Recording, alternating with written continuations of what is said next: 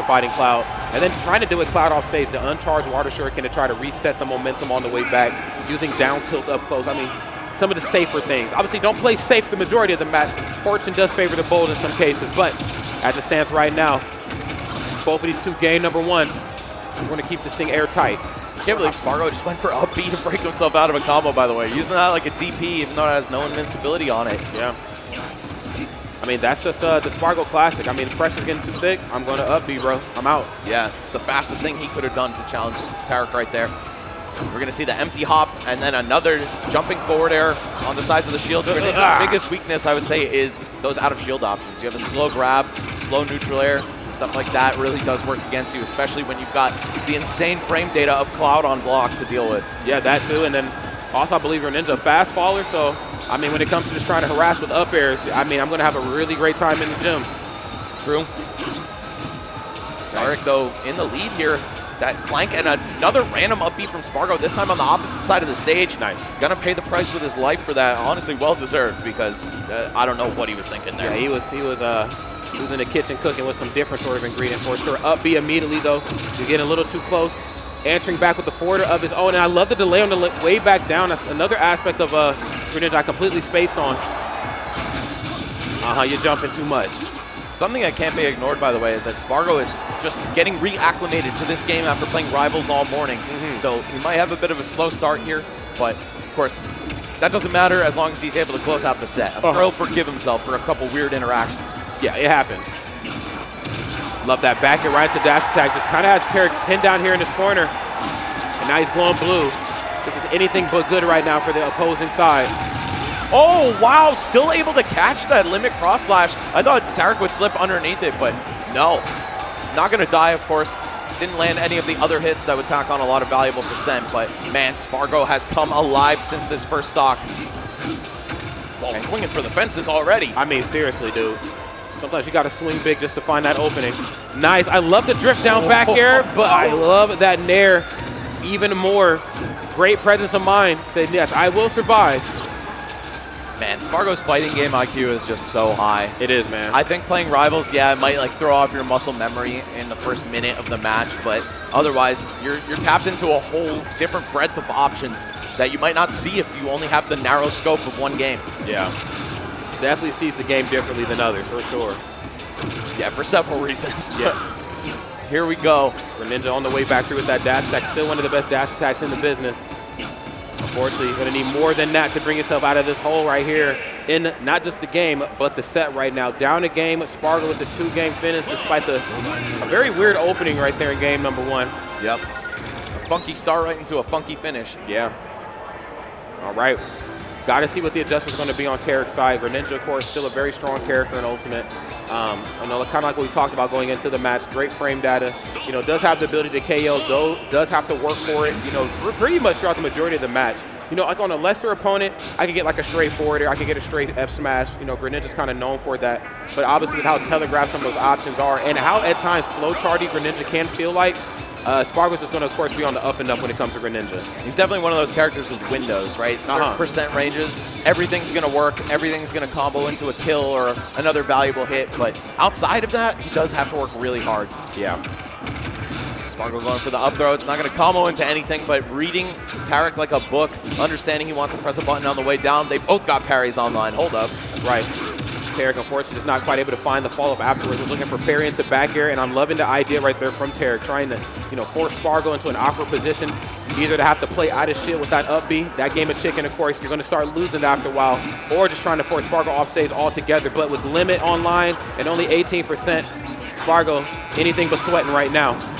Man, he just let Tarik out of the corner, let himself get cornered, and then found a reversal into a kill. Dang, Spargo cannot be stopped. No, not at all. There we go, back throw into, or back air rather, into cross slash. Almost 40 damage off of that. And counting, oh my God, Spargo barely touched on this first stock. He's just trying to figure something out here, man, using that downer to clear some space on the way through. Great presence of mind there from Tarik. They get on the opposite side of that down air. Eat this blade beam. There you are, good sir. Dash attack. Back into nothing. Just the weak hit of Nair, but still keeping that advantage state up. Can't edge guard him either. I feel like you might think that because Cloud has a short recovery distance, it's easy to edge guard him. It is anything but, man. It's not. It's really not. Because even when he's like eye level with the ledge and hasn't snapped, if you hit him in the wrong way, he'll just recover. You know what I'm saying? Like, he'll just snap the next time. And up B has a pretty good hitbox on it. You can stall with neutral B and side B. True. It really is not free by any means. Tarik, though, going to find a forward air on that top left platform. Finally peeling a stock off of Spargo. Oh, my God. Nair into F-tilt. And, I mean, again, here's that footwork we were talking about kind of coming into the match, starting to show itself. A little late into the game, but I'm glad it's here. For sure, off the mark with down air. Yes, back air. Looking for that long hitbox of the weak down air to catch Tarik doing neutral get up. Spargo not going to find it. Still kind of on the back foot in these last few exchanges. Man, Spargo is just a Terminator. I mean, just the T-1000, just an unstoppable killing machine, it feels like. You know, once Spargo really combat. Dude, seriously, man. He's like, once I got you. He definitely is, man. This matchup is definitely feeling like Mortal Kombat in a lot of ways. There's the cross slash right there, Kodokan style. Nice, parry right into the turnaround F-tilt. That's just the swordy flask. I got you in the corner. Oh, don't ever try stuff. The read was there, though. It was. He knew neutral get up was coming. A lot of players in this game, they just know it's pretty tough to punish that, so they'll try to pull one over on you with it. Tarik getting away with it there, burns the limit off of Spargo, but still trailing by such a significant amount. Any good hit is going to end this one for him. Okay. F-tilt back throw. Looking good right now. Oh, that's another thing that makes Cloud tricky to edge guard. He has a wall jump to further mix up that timing. Yeah, he does. He does. It's not something that we see very often from the Cloud. Oh, hydro pump at the ledge. Now, that was something obviously I was going to bring up here in the match was, you know, hydro pump, of course, is using that as a way to push people with lackluster recoveries out of position for the ledge. But, oh, my God. I think he wanted dash attack, and the dash input might have gotten eaten by the parry lag, but still, Spargo, you can tell he's just so tapped in. He is, up bro. The last stock with a down smash. It's not even looking competitive at this point. Yeah, it's looking anything but that. I think Tarik, of course, putting up a very, very strong fight, but despite how strong both of these two players are, you're starting to see the matchup bleed through just a little bit more. At the end of the day, that disjoint plus the footwork that Cloud has, plus the ability just to KO at ridiculously early percents on stage, and more importantly, from what we've been seeing off stage, it's starting to become a lot for Tarik here. I'd like to see this go the distance. It's possible. You got to work super duper hard for it, man. Spargo is just so good at picking apart patterns and habits and really making you feel maximum pain for it. Doing a great job in the last two games. Tarik with another chance to counterpick, though. He's going to take it to Hollow Bastion. I can see this center platform being good for Greninja. You got some drag down stuff, maybe. But is it enough to swing things into your favor after two games like that? Yeah, that is the million-dollar question. Maybe like, you know, $4,500 question. We're at a Smash event. Yeah, that's true, actually. That's right. Okay, cross slash on the ready. And yes, I'm swinging big on the ground and on the way back down. And there's another thing, you know, I feel like Tarik always in right position for these parries. You know, does not mind approaching Cloud, which, again, it could be a curse and a blessing in the matchup. But getting a lot of these parries is unfortunately not getting anything off it just because of how long of a character Cloud is. On the opposite side, Spargo getting these parries and then getting follows afterwards. No parry needed right there, though. Turn around F-tilt. Taylor's oldest time in the corner. He's just so ready for everything. And Greninja is one of those characters that uses speed to his advantage, right? Make it difficult to react for the opponent. I don't think Spargo is phased by that at all. No pun intended, of course. Yeah, right. Hey. Okay. Okay, the bleeding, of course, just not stopping. Carrying the first hit of back air into up B. Max, what am I looking at right now? I don't think he's human. No, I really don't. He's a machine. I told you he's the Terminator, bro. Yeah. He's literally like all the best parts of every Smash player ever put together, poured into a mold, and then boom, out comes Spargo. It's absolutely insane. Bro is existing in the Matrix right now. Yeah, he's definitely the one. Yeah, fully plugged in. Oh my God, I thought that might have connected. Cloud with a pretty easy time edge guarding for Ninja as well if you can get in position, but we haven't seen too much of that come into play just yet.